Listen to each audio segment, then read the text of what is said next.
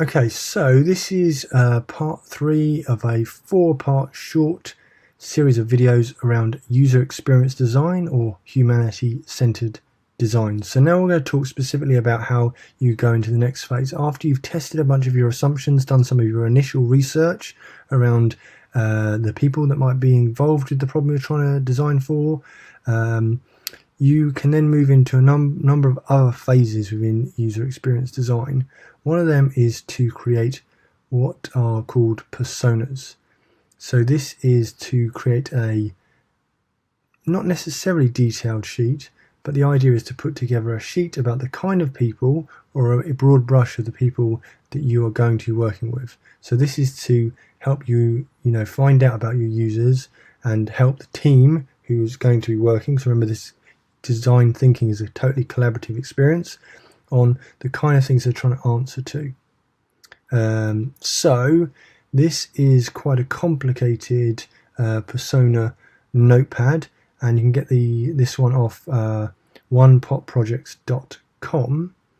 Now what you'll see here is you want to create a bunch of things related to that person, and we're going to come through journeys and bits and pieces later on. But you can read a whole bunch of details on how you create this, obviously, on that onepopprojects.com. But the idea is you're creating here a persona image. So you've got, you need to have a proper name, who they are, what things influence them. You definitely should have a photograph. You need to make this person as real as possible. And although they are representing a demographic of the users that might be engaging with the problem you're trying to solve, it's really important to make this as good as possible. So, we talk about, co-creating maybe more simplified proto-personas. So this is where you can, sketch out the individual, create a name, identify the behaviors and beliefs of that persona, list some of the demographics, and identify the needs and goals. So you might start with that. So you could start with that, and then you end up maybe with a more complicated persona depending on the type of project you're trying to engage with.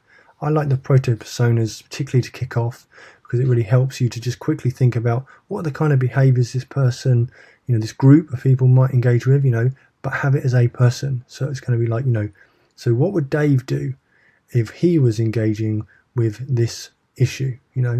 If Dave wants to buy apple juice, where is he going to go? What is his income? So it really helps you to unpick from it being about designing for no one. If you're thinking, okay, well, Jane likes to shop on a Saturday afternoon at, bespoke grocers. How are we going to sell apple juice to her? It's very different to Dave, who likes to shop at midnight, after working all day in a multinational supermarket. So those things are really important to think about.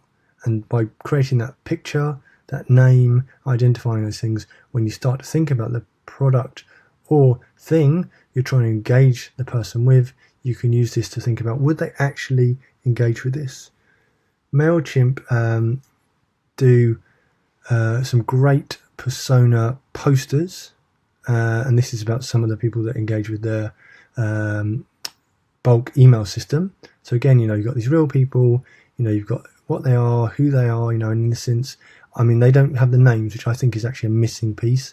I definitely think you should have the names. Again, they don't need to look like that worksheet at the beginning. That's a guide. It doesn't necessarily need to be a template. It could be really, really nicely illustrated. And so again, this is important, because if you're going to be designing for these people, you need to understand what their motivations are, why they would go about certain things, and what things they're interested in. So, knowing the apps that they use every day, considering their earnings, considering what they listen to and what they do is going to have an impact on you thinking about how you test out those assumptions and how you decide to make different journeys. So really think about creating personas for the project that you're trying to undertake. The next thing you can do is you can do a journey map. So you can take a person and visualize their process through your product or system to accomplish the goal they want. So it helps you to address, in this instance, how that person might move through your product and where are their main points of pain what are their main needs, what are the goals that they're trying to get to. So again, it's testing out these assumptions through mapping that journey, and that journey can be as simple or as complex as you want, depending on the kind of goal that you're wishing to achieve. So this is one example of a journey map that relates to actually undertaking a journey, which is borrowing a London bike. So how do they go about it, and what are the ways that they might do it? So we've got a number of stages, and in this instance it's got some stages that relate to the external things, the front stage, the back stage, etc. So it's where are they coming from, where are they going to pick the things up, what are the instructions they've got to do. So you're following that through, and you might be looking for concerns and issues that may relate to that user journey. And there's loads of different ways of mapping out the user journey. So in this instance, this is about someone purchasing an item. So this is purchasing a mobile phone offering. So what is the journey that a user is going to be undertaking? What are the kind of things? So there's bits and pieces on here about roaming abroad. What about breakdown? How they're going to do these various things is, if you're helping someone to purchase a mobile phone, what are the things that they're going to need to engage with? So it can be quite complex in various stages. So think about that. Think about the type of person. So create those personas around the thing you're trying to design for. And then you want to think about, the journey that person is going to undertake when engaging with your problem. As a slight aside, something to think about is that when you're working through testing things out and finding things out, there's a really good way of ensuring that you don't get kind of overloaded with issues and feedback and those kind of things. And you can use a process called affinity mapping. And this really is just a very basic process of taking the kind of issues and things that are coming through, or the pain points you're seeing, and grouping them under specific higher level activities. So you can then start to break these down one by one, so it's not becoming an amorphous mass of kind of issues or things you need to figure out. So again, you can do this process of affinity mapping. And then there's also, lastly, this thing called empathy mapping. And again, all of these processes, it's a pretty fluid process in the sense these will feed back into your design thinking and into that development cycle. So empathy mapping is really thinking about the user and thinking in detail about, not just the persona, but some of the things that are going to affect her in the way that she feels or thinks about the way she engages with the product you're creating.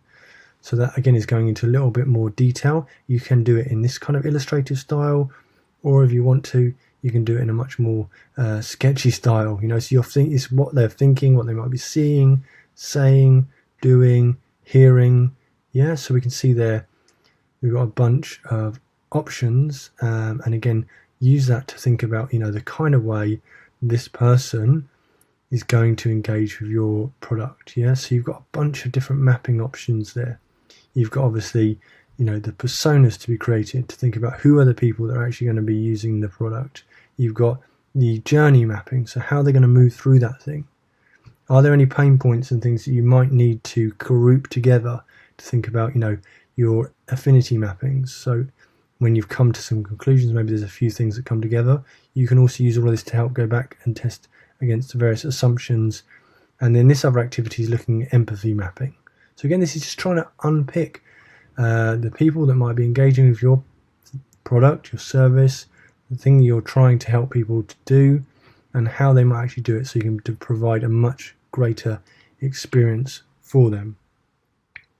So at the end of this short video here, think of an activity that you want to undertake, or you're going to undertake. Maybe it is the journey home, maybe it is purchasing a book, maybe it is following a cooking recipe. Think about what are the activities that you need to do as a user. What might that journey be? How is it going to be different for you? So you can use yourself as an example.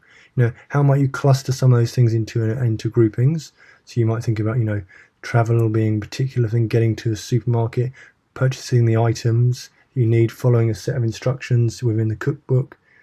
And then look at yourself, use that empathy map to think about some of the things that might encourage you to go about fulfilling that goal of, cooking that great spaghetti bolognese or whatever. So how might you work out that? So think of an activity and try to break it down into the user's journey map. Think about some affinity mapping and think about some empathy mapping using yourself as the persona.